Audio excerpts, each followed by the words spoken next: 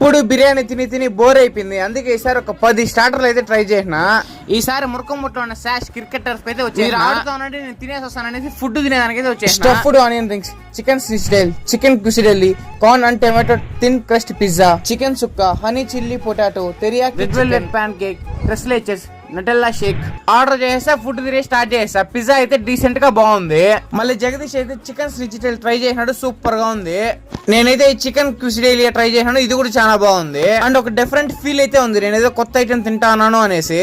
తర్వాత అయితే ఈ స్టఫ్డ్ రింగ్ ఆనియన్స్ తిన్నాను, చట్నీలో డిప్ చేసుకుని తింటే సూపర్ గా ఉంది. తర్వాత అయితే మిల్క్ షేక్ తాగేసి ఈ చికెన్ చుక్కాకైతే వచ్చేసిన, సూపర్ గా ఉంది చికెన్.